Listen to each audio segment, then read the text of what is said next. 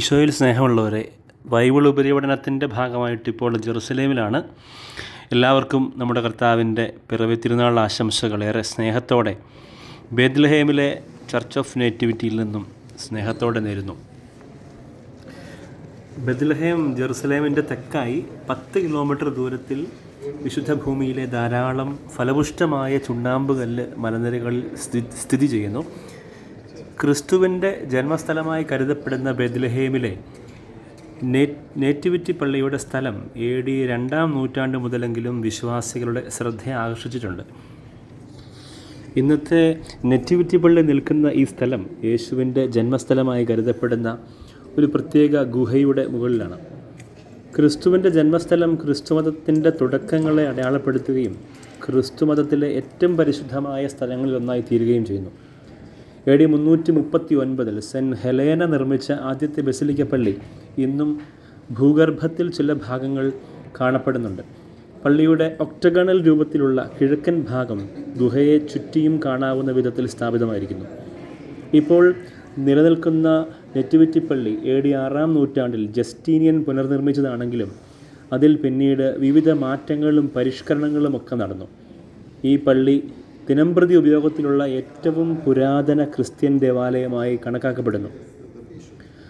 മധ്യ കാലഘട്ടം മുതൽ ഈ പള്ളി മതപരമായ മറ്റ് മഠങ്ങളുടെയും പള്ളികളുടെയും സമുച്ചയമായി വികസിച്ചു വന്നു. ഇന്നിവ ഹോളി ലാൻഡിലെ custody, Greek Orthodox church, Armenian church എന്നിവയുടെ മേൽനോട്ടത്തിലാണ്. 1878 ബെർലിൻ ഉടമ്പടി അനുസരിച്ച് സ്ഥാപിതമായ status quo of holy places പ്രകാരം ഇവയെ ഈ 3 ചർച്ചുകൾ നിയന്ത്രിക്കുകയാണ്. വീഡിയോയിൽ നമ്മൾ ഈ കാണുന്ന ദേവാലയം ഗ്രീക്ക് ഓർത്തഡോക്സ് ദേവാലയമാണ്. ഗ്രീക്ക് ഓർത്തഡോക്സ് പാരമ്പര്യം അതിമനോഹരമായി നമുക്ക് കാണിച്ചു തരുന്ന ഒരു ദേവാലയമാണ്. നമ്മുടെ കർത്താവായ ഈശോ മിശിഹായുടെ ജനന സ്ഥലത്തോട് വളരെ ചേർന്നും ഒപ്പം അല്പം ഉയർന്നുമാണ് ഈ ദേവാലയം സ്ഥിതി ചെയ്യുന്നത്. ഈ ദേവാലയത്തിൻ്റെ ഇരുവശങ്ങളിൽ നിന്നും അല്പം താഴേക്ക് ഇറങ്ങി യാത്ര ചെയ്താൽ നമുക്ക് കർത്താവ് ഈശോ മിശിഹായുടെ ജനന സ്ഥലം കാണാൻ സാധിക്കും. ഈശോ മിശിഹായുടെ ജനന സ്ഥലവും ഒപ്പം ഈശോ മിശിഹായെ വെള്ളക്കച്ച കൊണ്ട് പൊതിഞ്ഞ് കിടത്തിയിരിക്കുന്ന ആ സ്ഥലവും നമുക്ക് കാണാനായിട്ട് സാധിക്കും. ഒപ്പം ഈ ഗുഹയ്ക്ക് മറ്റൊരു പാരമ്പര്യം കൂടിയുണ്ട്. ദമാസുസ് 1-ാമൻ മാർപ്പാപ്പ 382 AD ആവശ്യപ്പെട്ടതിന് പ്രകാരം വിശുദ്ധനായ സെൻറ്റ് ജെറോം ബൈബിളിനെ ലത്തീൻ ഭാഷയിലേക്ക് വിവർത്തനം ചെയ്യാൻ ഉപയോഗിച്ച ഇടമായും ഈ സ്ഥലം കരുതപ്പെടുന്നു.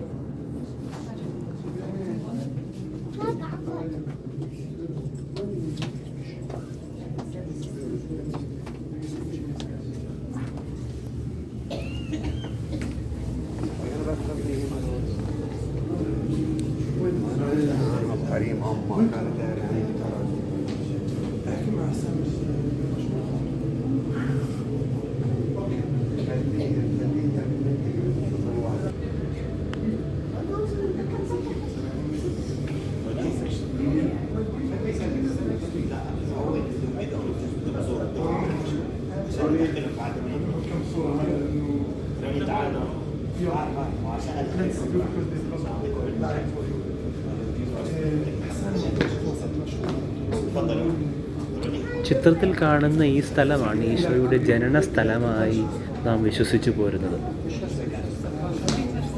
അനേകം വിശ്വാസികളും തീർത്ഥാടകരും ഈശോയുടെ ജനന സ്ഥലം സന്ദർശിക്കുകയും ആ ഇടം ചുംബിക്കുകയും മുട്ടുകുത്തി തങ്ങളുടെ പ്രാർത്ഥനകൾ സമർപ്പിക്കുകയും ഒപ്പം തങ്ങളുടെ കൈകളിലുള്ള രൂപങ്ങൾ, ജപമാലകൾ ഈ ഇടത്ത് വെച്ച് പ്രാർത്ഥിക്കുകയും ചെയ്യുന്നത് പലതവണ കണ്ടിട്ടുണ്ട്.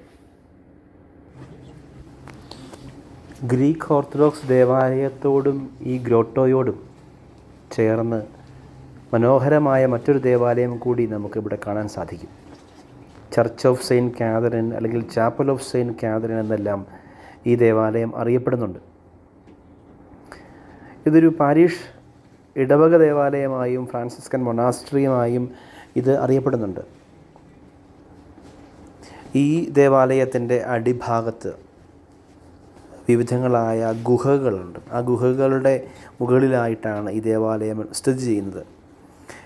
ഈ ദേവാലയം അഡ്മിനിസ്റ്റർ ചെയ്യുന്നത് ലാറ്റിൻ പാട്രിയാർക്കിൻ്റെ കീഴിലാണ്. ജെറുസലേമിലുള്ള ലാറ്റിൻ പാട്രിയാർക്കേറ്റിൻ്റെ കീഴിലാണ്.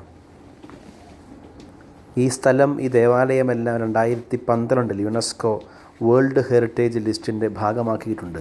ബർത്ത് പ്ലേസ് ഓഫ് ജീസസ് എന്നുള്ളതും ഈ ഇടത്തിൻ്റെ മനോഹാരിതയെ വർദ്ധിപ്പിക്കുന്നുണ്ട്. ജെറുസലേമിൽ വന്നതിന് ശേഷമുള്ള ആദ്യത്തെ ക്രിസ്തുമസ് ആയിരുന്നു ഈ വർഷത്തേത്. ഇസ്രായേലിൻ്റെ വിവിധ ഭാഗങ്ങളിലുള്ള അനേകം വിശ്വാസികളോടും ഇസ്രായേലിൽ ശുശ്രൂഷ ചെയ്യുന്ന പുരോഹിതന്മാരോടും ബൈബിൾ പഠിക്കുന്ന പുരോഹിതന്മാരോടും ചേർന്ന് പരിശുദ്ധ കുർബാന അർപ്പിക്കാൻ സാധിച്ചത് വളരെ സന്തോഷം നൽകിയ ഒരു സമയമായിരുന്നു. ക്രിസ്മസ് ദിനം 2024 ഡിസംബർ 25 വെളുപ്പിനെ 4:30 മണിക്ക് 9 പുരോഹിതന്മാരോടും ഒപ്പം അനേകം വിശ്വാസികളോടുമൊപ്പമുള്ള പരിശുദ്ധ കുർബാന ഏറെ അനുഗ്രഹപ്രദമായിരുന്നു.